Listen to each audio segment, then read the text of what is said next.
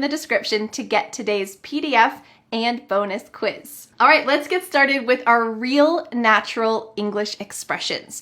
The first expression is outside the box. I'm going to be telling you what the expression is, and then you're going to see the clip where it was used in the original conversation with my neighbor, Michelle. This will give you some context, and then we'll talk about the expression, and then you'll watch that clip again. I have a feeling that you're gonna understand that clip a lot better, so your listening skills will grow, your vocabulary skills will grow, and I hope you'll have a great time. All right, let's take a look at the clip where we used outside the box. Let's watch. And I feel like your garden style is like so much more outside the box than mine. I've got like raised beds in these orders, these little seed stars, and you got like snails and bags. That's because and, I like, spend circles. too much time on Instagram. In this clip, I said, I feel like your garden style is more outside the box than mine. And it's true, Michelle's style of gardening is a little more creative or unusual than mine. Mine is pretty standard. I have little boxes where I grow each of my plants, and I plant them in my garden beds. Now, this expression was quite clever, if I do say so myself, because I was talking about garden boxes.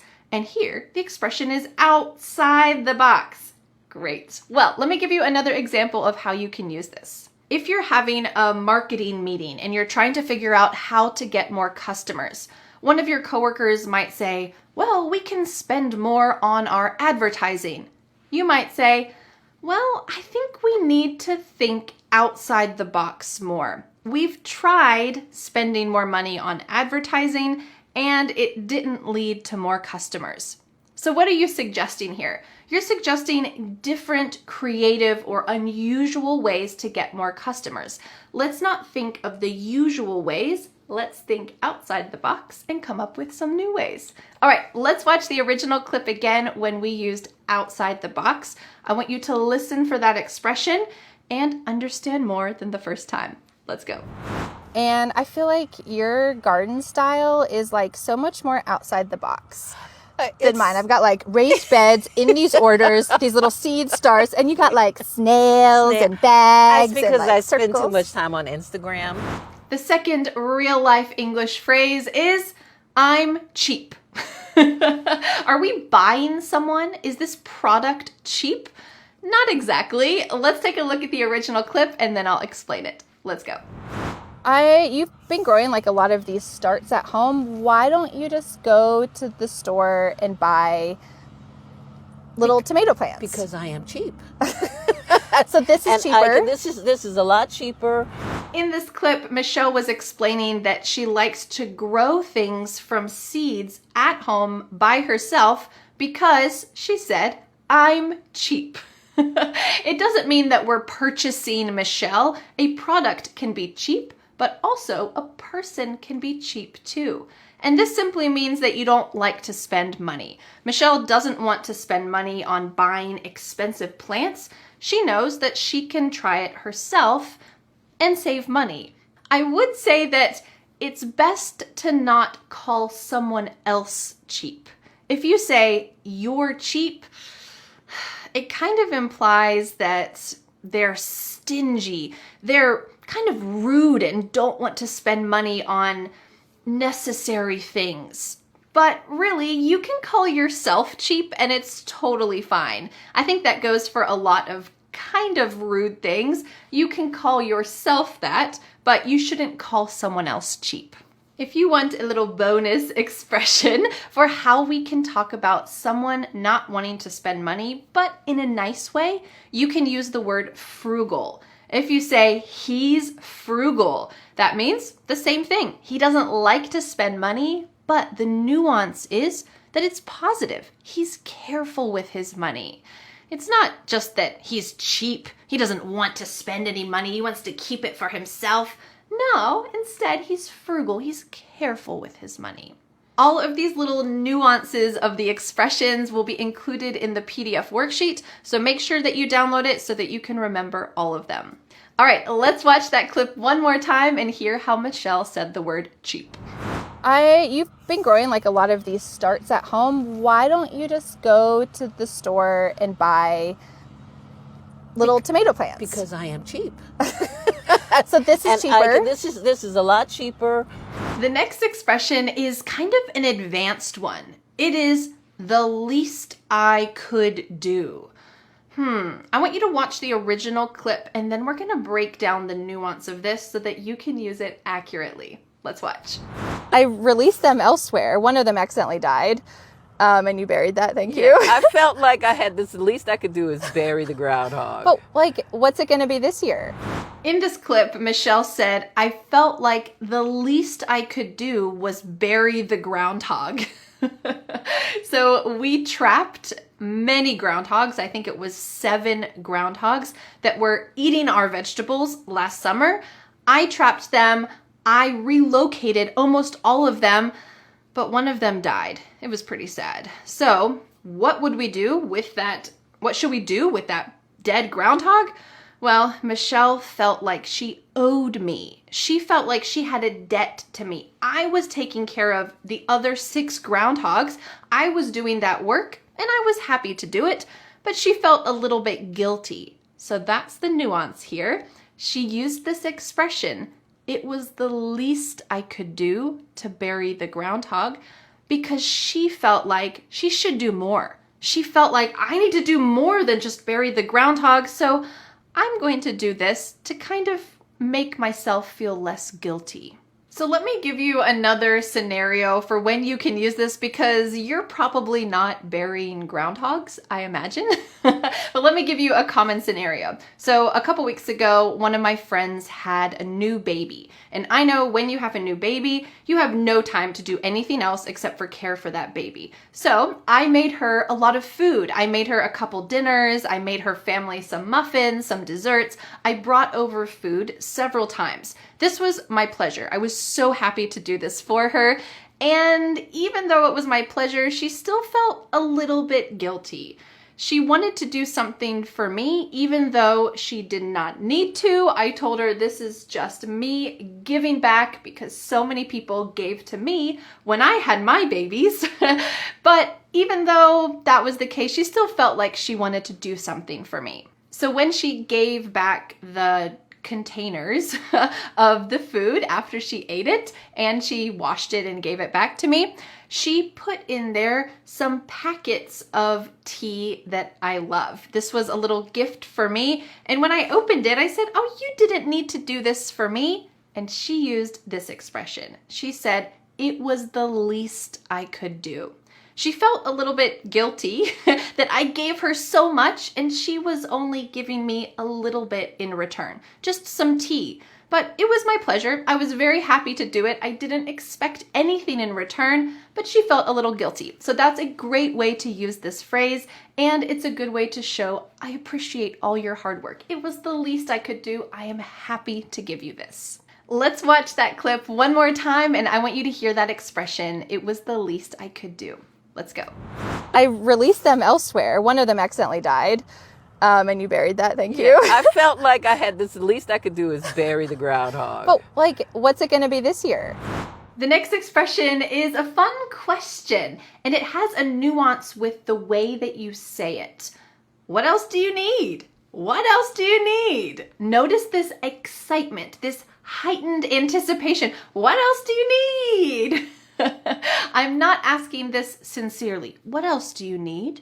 No, instead, this is a rhetorical question. I am not expecting an answer. I want you to listen to the way that it was used in the conversation with Michelle, and then I'll help you use it yourself as well. Let's watch. Also, we have lots of extra eggs right now. Extra. See? So think about it. We got eggs. We have tomatoes. Yeah. We can make omelets. It's fine. What else do you need? That's true. Yeah. In the conversation, we were talking about all of the different types of food that we grow or have at our houses already. We have eggs, we have tomatoes, we could make an omelet. That's fine. What else do you need? So here, this phrase is implying we don't need anything else. If you sincerely ask, what else do you need?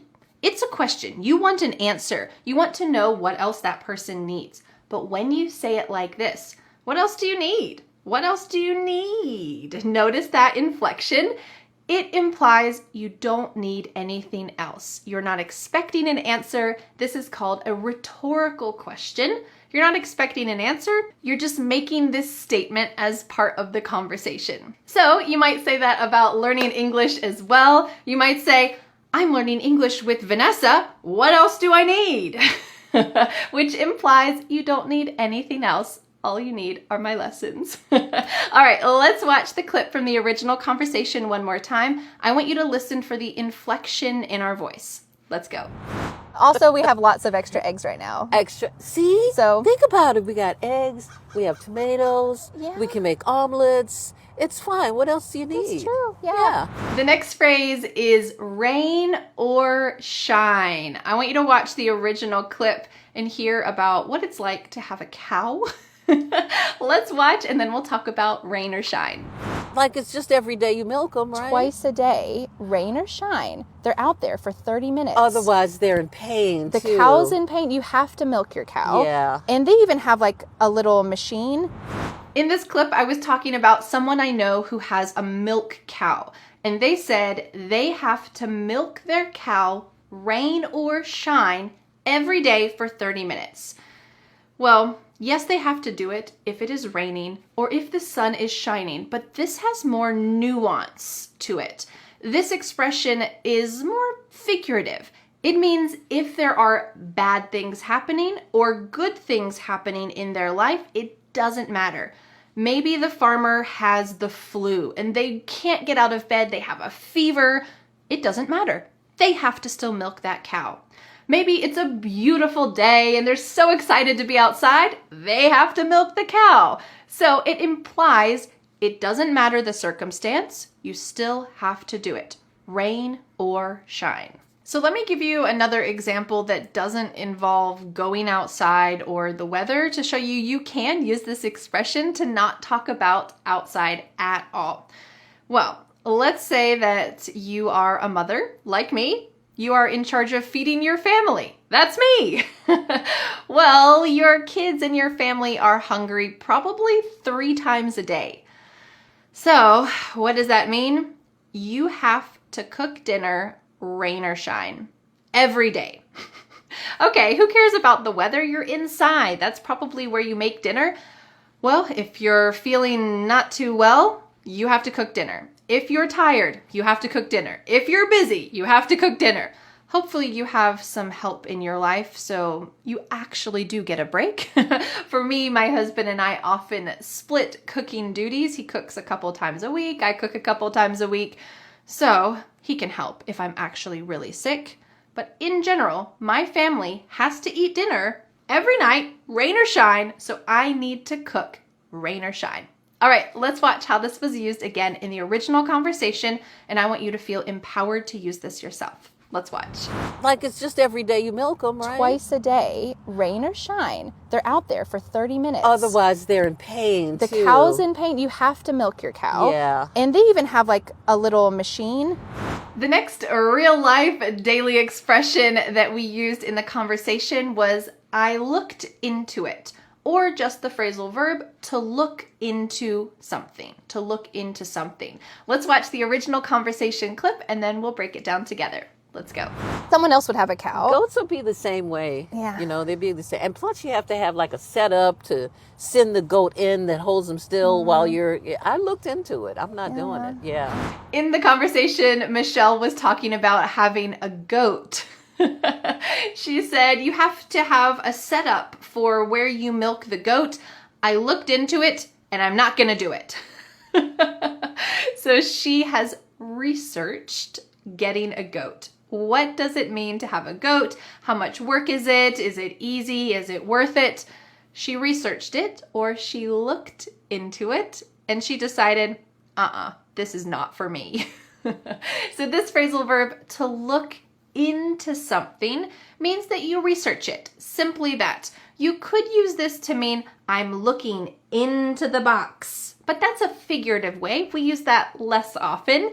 Instead, we can use it in a more figurative way to talk about researching something. Let me give you another example for how to use to look into it.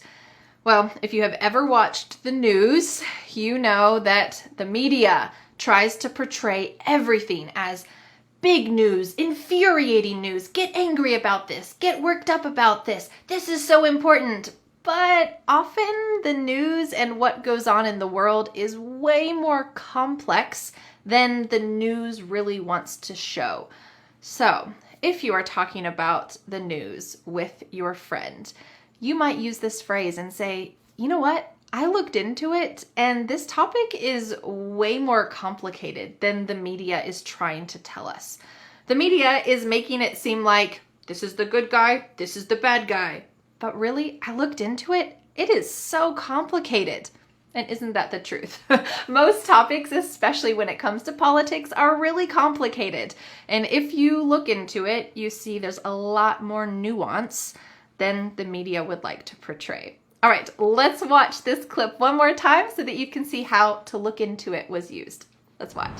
Someone else would have a cow. Goats will be the same way. Yeah. You know, they'd be the same. And plus you have to have like a setup to send the goat in that holds them still while you're, I looked into it. I'm not doing it. Yeah. The next real English phrase is a long one. You just never know. This is used often all together as a fixed phrase. You just never know.